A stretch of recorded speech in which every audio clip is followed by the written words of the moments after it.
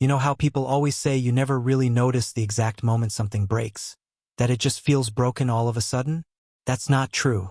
I can tell you the exact moment my marriage cracked open like glass under pressure. It wasn't dramatic.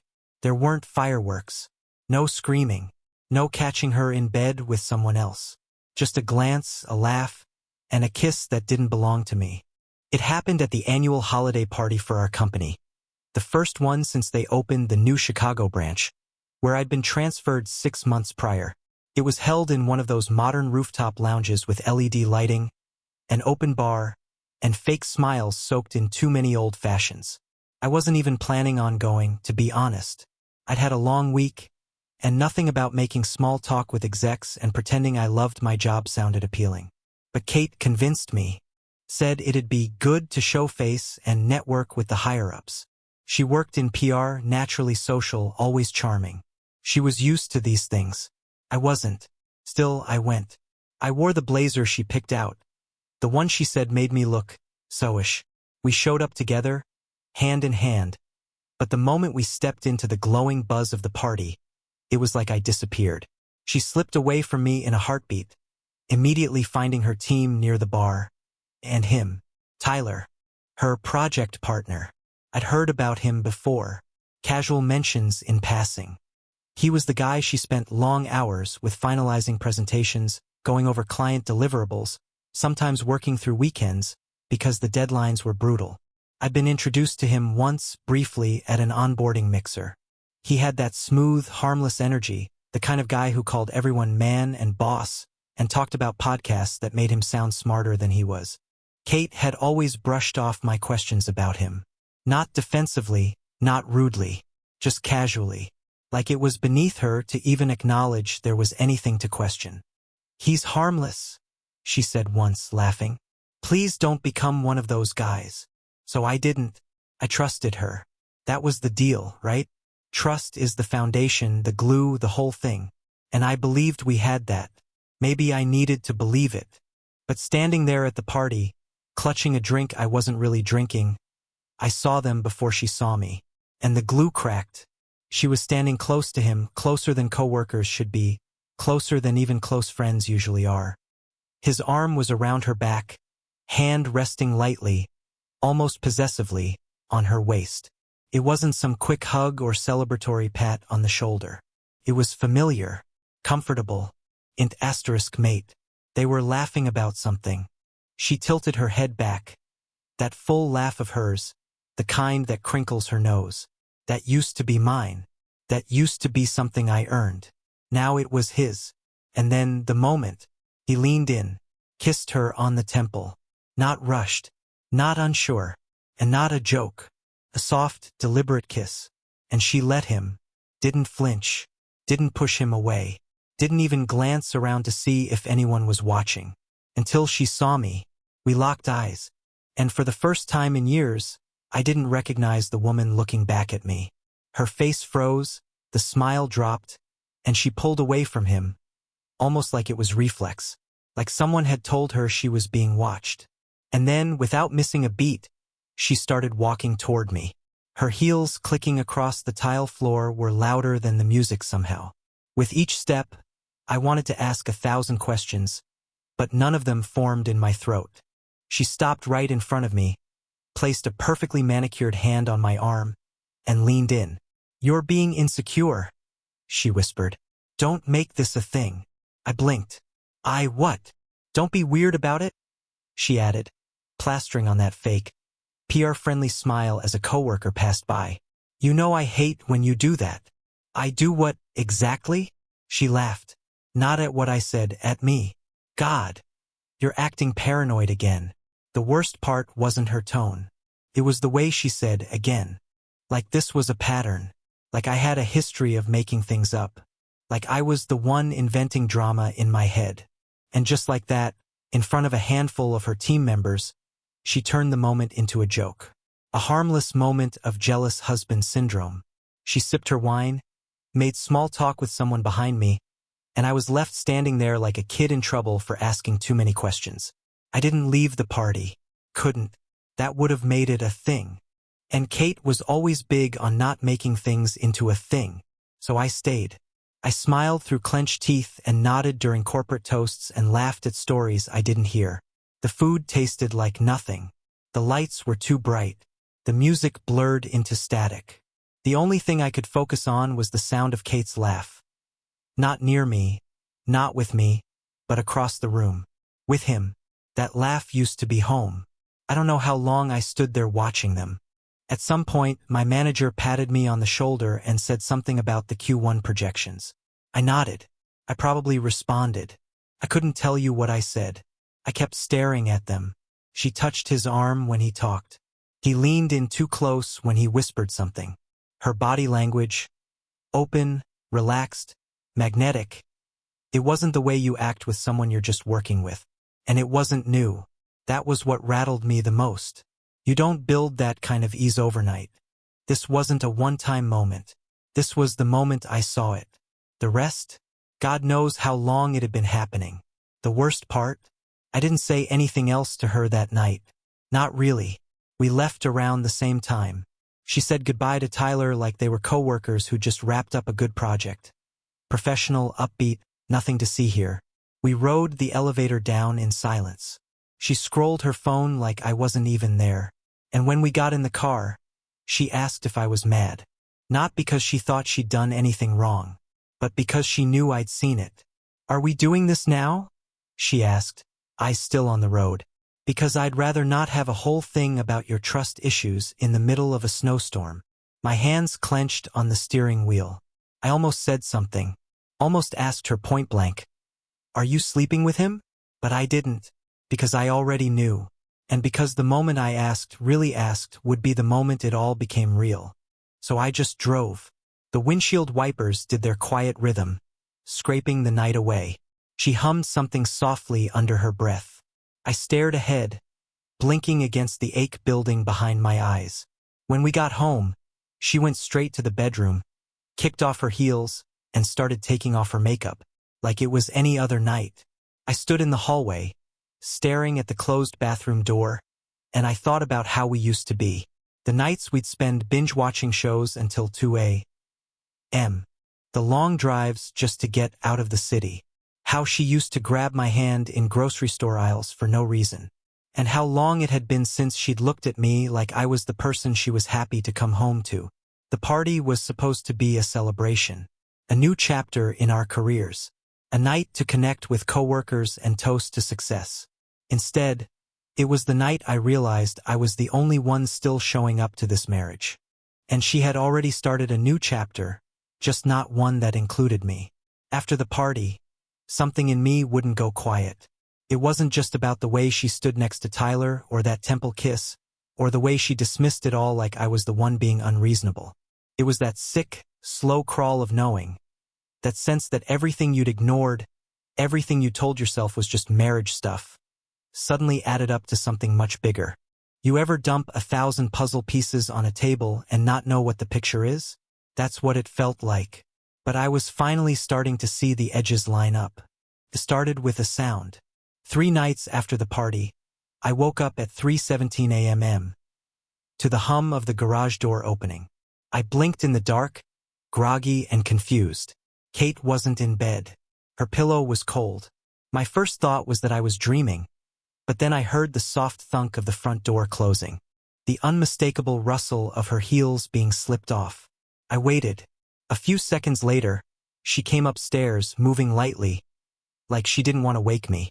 The bathroom door clicked shut, and I heard the sink run briefly. When she slid into bed beside me, her body was cool against the sheets. I didn't say anything, just pretended to be asleep. But my heart wouldn't settle. The next morning, I asked her where she'd been. She didn't even look up from her phone. Couldn't sleep, she said. Went for a drive. At 3 in the morning? She shrugged. It helps me clear my head. You were out cold anyway. That was it. No apology. No follow-up. She just walked out of the room like I was the one being dramatic again. I told myself it was a one-off. That maybe she had needed space. God knows things hadn't been perfect between us lately. We hadn't really laughed together in weeks. Our texts had become functional grocery lists, calendar reminders, the occasional meme sent out of obligation. The kind of communication you have with a coworker you used to be close with. Still, I let it slide. I wanted to let it slide. But that's the thing about suspicion.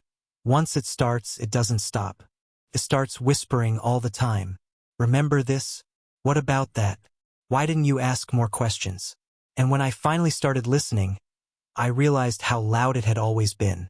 Take the phone. Kate used to leave it charging on the kitchen counter at night. Unlocked. Face up. I never snooped. I didn't have a reason to. But a few months back, I noticed she started taking it into the bathroom with her.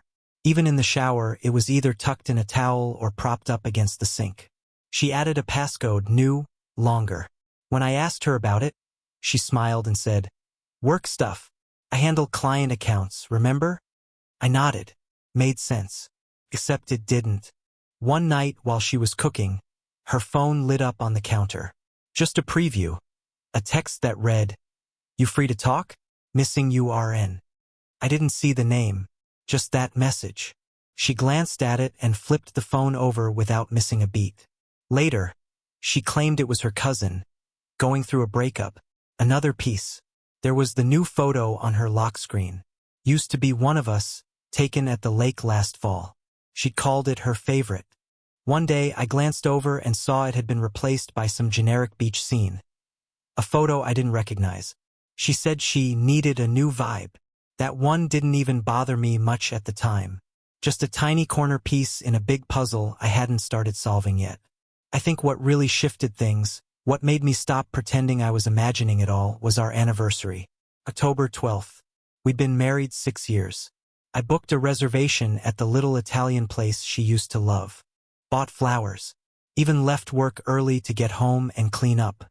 I thought maybe, if I made the effort, we could reconnect, just for a night. Hit pause on whatever weird tension had settled between us.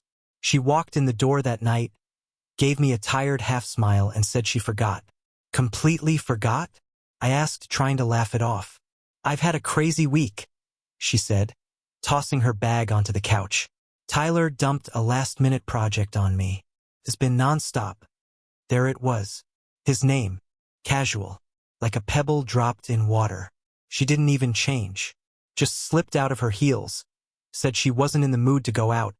And asked if we could just do something this weekend. I didn't push. I ordered takeout. We ate in silence. Around 10, she said she was exhausted and went to bed early. I stayed up watching reruns until I passed out on the couch. But when I woke up at 3 a.m., again her side of the bed was empty, and her car was gone. No note, no text, no explanation. I stood in the cold garage, staring at the empty space like maybe I'd imagined it, like maybe the laws of physics didn't apply anymore. She came back around 4:30, claimed she'd gone for another drive, that she couldn't sleep, that she was just overwhelmed. And again, I didn't fight her. I didn't yell. I didn't accuse.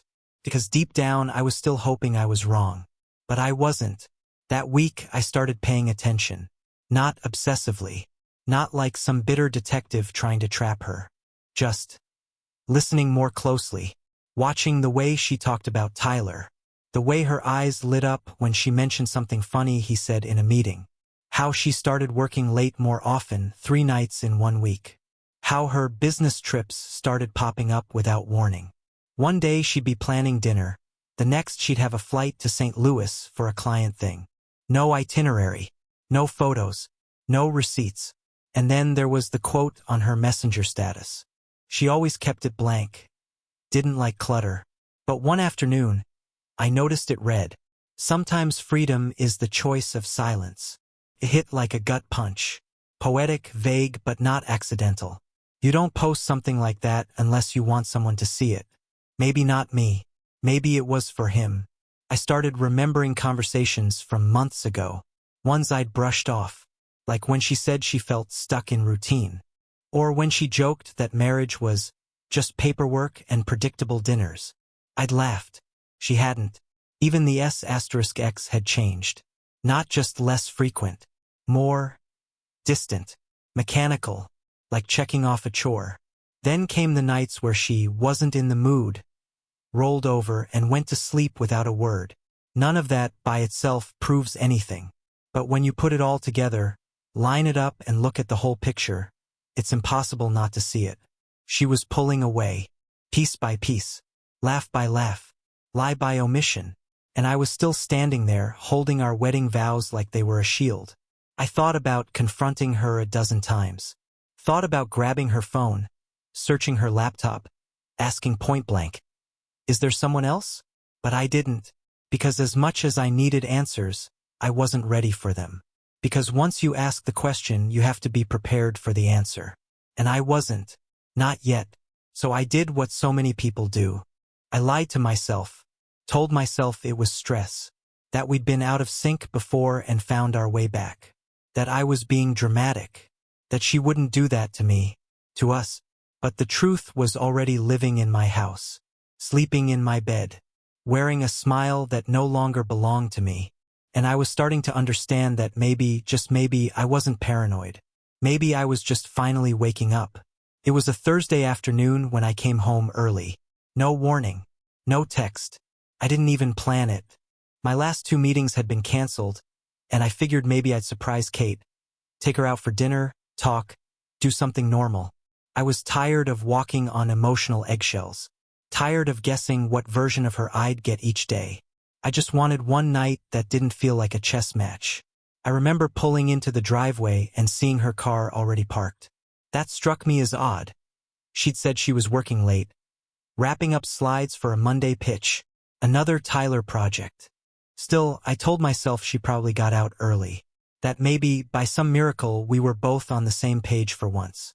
I walked inside, quiet out of habit. Our house always had this soft calm to it, like a held breath. I set my bag down and started up the stairs. Halfway up, I heard the shower running. Not ours, the guest bathroom. The one we never used. Something in my gut twisted. The bedroom door was open. I froze in the hallway. There, on the floor beside the bed, was a gray backpack I didn't recognize. A jacket thrown over the chair that wasn't mine. And on the floor, just barely peeking out from under the comforter, a pair of size 12 Nike sneakers. I wear size 10. My legs went numb. My ears started ringing. I didn't move, didn't speak. I just stood there, staring at those shoes like they were a loaded G***N. Then the bathroom door opened. Steam spilled into the hallway. Tyler walked out, barefoot, dripping, wrapped in one of our towels like he belonged there. He saw me, stopped, and he didn't flinch, didn't panic, just stood there, blinking, like he was waiting for me to speak first. Behind him, Kate followed, a towel wrapped around her chest. Her hair was wet, no makeup, no mask to hide behind. For a second, just 1 second, her face showed what I needed to see. Guilt, fear, recognition. Then it was gone. She exhaled like she was annoyed, like she'd been caught cheating at a board game, not in our bed. "You weren't supposed to be home," she said flatly. That was it. Not, "I'm sorry." Not, "Wait, let me explain." Just, I wasn't supposed to be there. Like my presence was the issue. I looked at Tyler. He didn't move. His hand tightened slightly on the towel, but his face stayed calm. I turned to Kate. "Is this a joke?" She shook her head, didn't meet my eyes. "Then what is this?" Silence. I felt something in my chest split open. Not a sharp pain, something duller, heavier, like disappointment soaked in gasoline. "You lied to my face," I said. "Mark," she started. "No, don't." She opened her mouth again, but nothing came out. There was nothing left to say, and we both knew it. I took a step back. "I want you both out of here," I said, my voice low. "Now." Kate crossed her arms. "This isn't just your house." That stopped me. It wasn't the words. It was the way she said them. Cold. Mechanical. As if love was just a logistical agreement.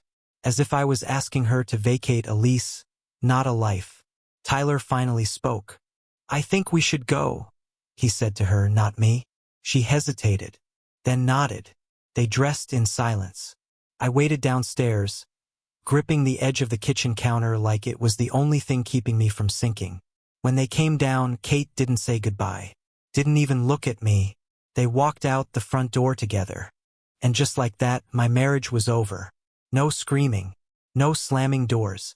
Just silence and two shadows leaving together. That night, I sat on the edge of the bed, staring at the imprint her body had left in the mattress. I couldn't bring myself to wash the sheets. Not yet. It felt like scrubbing away evidence at a crime scene before the investigators arrived. I barely slept. The next morning, her key was gone from the counter. But not her presence. Her stuff was still here. Closet half full, drawers cluttered with makeup. Her laptop charger snaked across the floor like a forgotten cord to a life that didn't exist anymore. I didn't text her. Didn't ask when she'd come back for her things. I didn't want an explanation anymore. Because now I knew. Now I'd seen it. Not just the act, but the ease of it.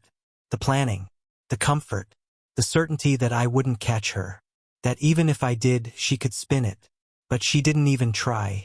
And that somehow was worse. It told me she didn't feel sorry. Just inconvenienced. Over the next few days, I went numb. I woke up, went to work, ate when I remembered to, but it felt like I was watching myself from outside my body. Kate didn't call, didn't show up, until Sunday afternoon. She knocked like it was nothing. I opened the door. She stood there holding a box and a garbage bag, presumably to gather the rest of her things. "Can we talk?" she asked. I stepped aside. She walked in like a guest. She didn't say anything for a long time. Just stood in the living room, scanning the space like she was seeing it for the first time. Finally, she said, "It wasn't planned." I laughed once. Dry. "That's supposed to help?" She winced. "It just happened." I looked her dead in the eyes. "No, didn't. You don't accidentally sleep with someone in your home. That takes planning. Hiding. Lying." Her voice stayed even. "I didn't come here to fight." "Then why are you here?" She hesitated. "Because we need to talk about what happens next." I nodded. "You mean the part where you take your stuff and go back to the guy who was wearing my towel?" She had the nerve to look annoyed. "You're being dramatic," she muttered. That broke something in me.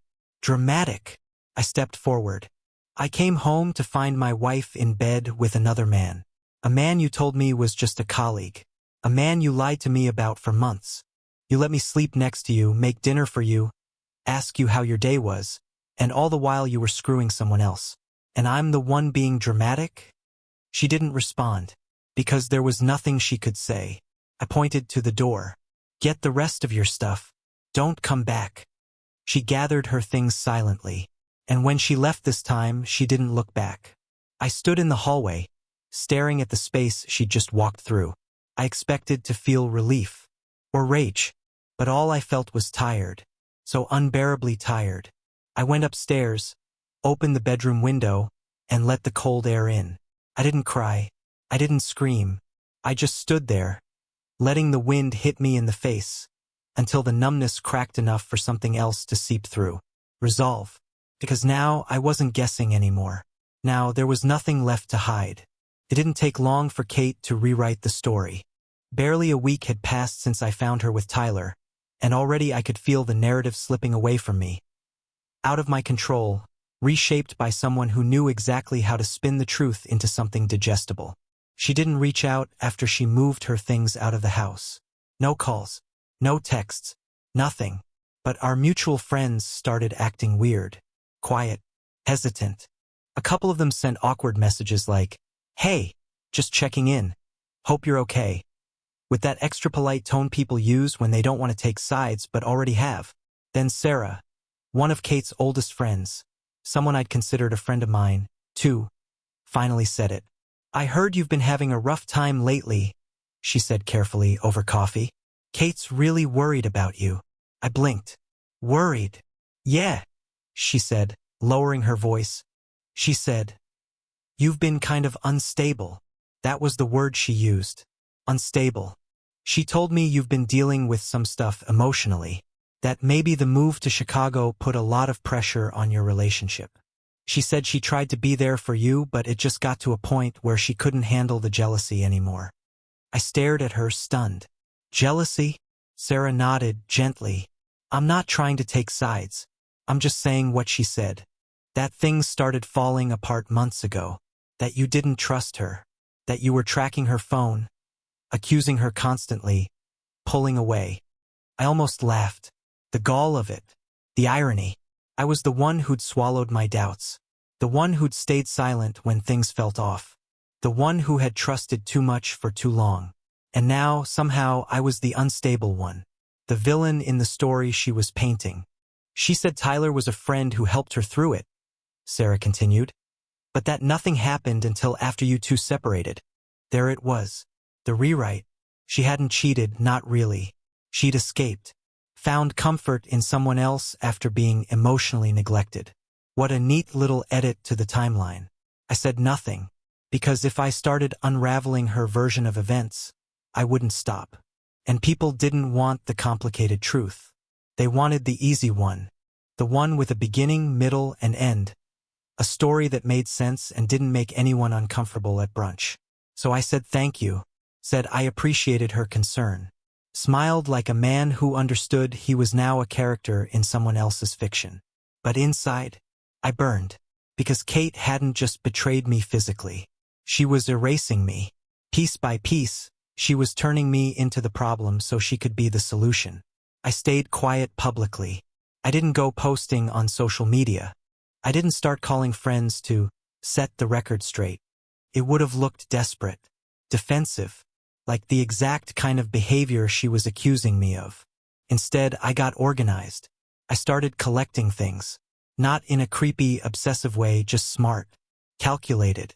I already had the text previews I'd seen, the timestamps of her middle-of-the-night drives, the receipts from canceled dinners, the memory of Tyler walking out of our shower. But I dug deeper. There were messages, old ones, from months ago, back when she used to let me help her troubleshoot her phone or update her laptop. I'd backed up her cloud once when her device crashed, and I still had access to a folder she'd forgotten existed. In it, I found *TS of conversations with coworkers, messages with Tyler that went back further than she'd admit. Little moments, flirtatious jabs, heart emojis, him saying, "Wish you weren't stuck with Mr. Moody tonight." Her replying, "He's always asleep by 10 anyway, lol." It was all there. She'd been chipping away at me long before she ever set foot in that shower with him. And I documented every bit of it. I took photos of her notes, scribbled thoughts left in old journals she never threw out. One read, "Sometimes I wonder if I'd be happier with someone who doesn't need me to hold everything together." I gathered financial statements, too. Not because I wanted to ruin her, but because I knew this wasn't just emotional. She'd been shifting money. Small amounts from our joint account to a personal one she opened a few months back, claiming it was for travel expenses. But she never traveled. I made copies of everything, every breadcrumb, because I knew what this was now. Not just betrayal, not just infidelity. It was a campaign. Kate wasn't just leaving me. She was rebranding herself. She started posting more frequently. Instagram stories with Tyler. Filtered, aesthetic, all laughter and cozy cafes. A caption that read, "The beginning of something I thought I didn't deserve." People ate it up. Friends commented with heart emojis and, "You look so happy," like they hadn't been at our wedding 3 years ago. I didn't respond. Not online. Not in person. But I watched. I watched her reshape the narrative with perfectly lit selfies and soft focus vulnerability. She cried in front of the right people. She shared just enough sadness to make her look brave. And Tyler? He played his part too. Grinning in every picture. Sharing posts about new starts and finding peace. It was also performative, so calculated. And the more I watched, the more I understood something that made my stomach turn. This wasn't about love. Not really. This was about image. About her looking like the heroine who'd walked away from a broken man and stepped into the arms of someone who saw her worth. She hadn't just betrayed me. She was burying me. And if I let her, I'd be nothing more than a sad footnote in the glossy new chapter she was writing. So I kept building my file. Not to use yet. Not even to show anyone. Just to have it. Because if she pushed hard enough, if she tried to drag me legally, publicly, financially, I'd be ready. I wasn't a victim anymore. I wasn't begging for explanations or closure. I was documenting, preparing, waiting. One night, I sat in the kitchen with her old planner in front of me. I flipped to a page marked Q2 strategy meeting, except scribbled in the margin was a tiny heart. Next to it, the words, T, you deserve more. For words. But I remembered them, because she'd said them to me once. During one of our last arguments, when I told her I was trying to make things work, she looked me dead in the eye and said, "You don't see me. You don't treat me like a woman who deserves more." Now I knew where she got the line. It wasn't hers. It was his. She'd been parroting him back to me, dressing up his validation as some self-discovery. And I'd stood there, heartbreaking, thinking it was something I'd failed to give her. That was the moment I knew this wasn't about romance, or need, or even betrayal in the traditional sense. It was manipulation, coordinated, quiet, disguised as vulnerability. She was rewriting the whole thing, turning the affair into a rescue story, a transformation, and I was the villain she needed to make it believable. But I wasn't going to play that role anymore. I wasn't going to be her tragic ex, the unstable husband, the bitter man in the background of her healing journey. I was going to be the man who remembered, the one who stayed silent long enough to watch her strategy unfold, and documented every lie she told. Let her keep posting. Let her keep spinning. I wasn't going to stop her. Not yet. Because the truth doesn't need to shout. It just needs to wait. And I could be very, very patient. I thought I was done being surprised. After the way Kate twisted our story, after the lies, the deflection, the betrayal played out in slow motion, I honestly believed there was nothing left that could shock me. But I was wrong. The message came in on a Sunday afternoon. I was sitting on the back porch, scrolling through emails I didn't care about, half listening to the sound of wind scraping across the fence. That new kind of quiet had settled in. A quiet that doesn't feel peaceful, just empty. And then I saw the notification. A Facebook message from someone I didn't recognize. Jessica B. Mutual friends, too. At first, I almost ignored it. Probably spam, I figured. One of those fake accounts that sends "Hi, handsome" followed by a link to a suspicious site. But something about it made me pause. Her profile picture was normal, blurry, casual. A selfie from the passenger seat of a car. She looked tired, like someone who didn't have the energy to pretend anymore. I opened the message. "Hey, you don't know me, but I know Tyler, and I think you deserve to know what he's done to you and to others. If you're open to talking, I'm here. No pressure. Just figured it was time." That was all it said.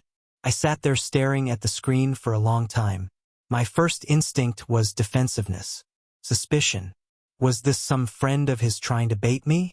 Set me up? Maybe Kate asked her to reach out and dig for info. But my gut didn't think so. Her message didn't feel performative. Felt tired. Like someone at the edge of something, just trying to be heard. So I replied, "I'm listening." She responded within minutes. "I'm Jessica. I was with Tyler for 3 years. I saw your name tagged on Kate's old profile a while back and made the connection. It's none of my business, but when I saw the recent stuff she posted with him, I couldn't stay quiet. I've seen this movie before. Too many times." She sent another message right after, "No waiting. You're not the first, and you won't be the last." I felt my throat tighten. I typed, "What do you mean?" What followed over the next 2 hours was a slow, painful download. Jessica had been Tyler's girlfriend during his consulting phase back in Denver. They'd lived together for about a year. And during that year, she said he had 2 affairs, both with women who were either married or newly separated. "It's a pattern," she wrote. "He has this way of zeroing in on women who feel trapped or unseen. He makes them feel noticed, special, like no one's ever listened to them before. And he's patient. He plays the long game, builds trust, wears down the guilt." I didn't respond for a while, because everything she was saying was exactly how Kate had described him. "He sees me," she'd once said during one of our fights. He listens. He doesn't make me feel small. I asked Jessica how it ended for her. He ghosted me. One day we were making dinner, talking about a trip to Oregon. The next day his phone was off. I came home to an empty closet. He moved in with the next one 2 weeks later. Married woman. 3 kids. I sat back, exhaling slowly. So Kate hadn't just cheated. She'd been recruited, chosen, groomed, in a way that made my skin crawl. Not because she was innocent in all this, she wasn't, but because she'd been drawn into someone else's game, and she didn't even see it. I asked Jessica if she had proof. She did. **TS. Dozens of them. One from a year ago, Tyler messaging another woman while still living with Jessica. "You're not his wife. You're a woman who deserves more." That line. That exact line. I remembered it because Kate had said it to me word for word when trying to justify how lost she felt in our marriage. I didn't respond right away. My hands were shaking. I felt something shift inside me. A sickening realization that this wasn't just an affair. It was part of a larger pattern. One I had been dragged into without ever being given a choice. Jessica messaged again. "Look, I'm not trying to stir things up. I just hated the thought of him doing this to someone else. You seemed like you deserved to know. I won't bother you again if you're not interested." I replied simply, "You told me more truth in 20 minutes than Kate has in 6 months. Thank you." She sent a heart emoji. Nothing more. After that, I sat in silence for what felt like hours.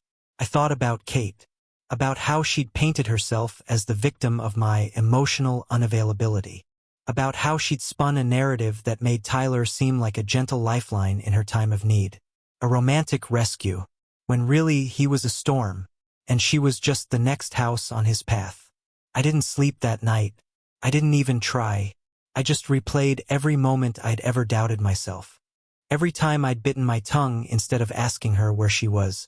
Every conversation where she twisted my concern into control, my loyalty into weakness. She wasn't the only one who lied. Tyler had been lying to both of us, playing us. I started pulling up everything I had again. Photos, texts, logs, timestamps. But this time I wasn't looking for just infidelity. I was looking for the pattern.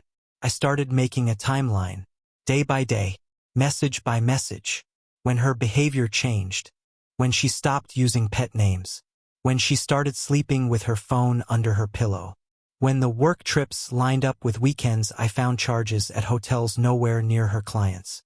It all fit now. It was a story I hadn't wanted to finish reading. But now the last page was turning itself. And the last line was clear. This was never about us. It was about him. His need to feel powerful. Needed. Desired. And her need to be seen even if it meant being used. I thought about confronting Kate. I still had her number, her email, her LinkedIn, which was now full of photos from industry conferences and creative leadership panels, where Tyler stood just out of frame, like a shadow attached to her new life. But I didn't call. I didn't write. What would I say? "Hey, the man you blew up our marriage for? He's been running this playbook for years. You weren't special. You were predictable." No, she wouldn't believe me. Not yet. Not while the dopamine was still hitting. While the social media comments were still pouring in telling her how brave and radiant she looked. While she was still convinced this was some kind of second chance at happiness. So I waited. And in the meantime, I did the one thing I hadn't done since the day she left. I told someone. I sat down with my brother over lunch and walked him through everything. The party. The lies. The 3 a.m. drives. The woman named Jessica who showed up out of nowhere to give me the puzzle pieces I'd been missing. He didn't say much. Just sat there, eyes narrowing, jaw tight. When I finished, he said, "You know this isn't your fault, right?" And I wanted to believe him. I really did. But I'd spent so long blaming myself for the cracks that I didn't know how to stop. Still, something about saying it out loud helped. It made it real. Less like a ghost story playing in my head and more like something that actually happened. To me, something I survived. That night, I made one final addition to my timeline. I wrote, "Jessica reached out. I'm not alone in this." Then I closed the file. For now. because something told me this wasn't over. Not even close.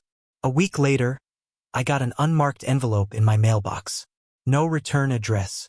Inside was a list of financial transactions, wire transfers, shell companies, and Kate's name connected to all of it. I didn't understand most of it at first, but it didn't take long to realize. Tyler wasn't just a manipulator. He was laundering money, and Kate, knowingly or not, had become a part of it. His cover, his decoy, his leverage. I submitted everything anonymously to her company's legal department. The fallout was fast. Investigations, internal audits, interrogations. Kate's perfect new life began to unravel in headlines and HR memos. She hadn't just lost her marriage. She was losing her career, her credibility, everything. And I didn't feel satisfaction. I felt silence. Cold, final silence. The kind you only hear when the truth finally catches up to someone who thought they were untouchable. A month passed. Then one night, she showed up at my door. No makeup, no excuses, just an envelope. Inside, a note. Not asking to fix it. Just sorry for not seeing what I had. She said she was leaving town, maybe for good. Looking for work. A new start. But she looked hollow. Not sorry for cheating. Just sorry for how easy it was to walk away. I didn't invite her in. I didn't say much. Because the man she thought I was, the one who'd wait, beg, crumble, that man didn't live here anymore. These days, I spend my weekends with a camera, rediscovering things I forgot I loved. I met someone at the botanical garden. Sam. Soft laugh, sharp eyes. Nothing forced. No lies. For once, I don't feel like a backup character in my own story. I'm not angry. I'm not bitter. I'm just done being erased. I've stopped waiting to be chosen. I choose myself now.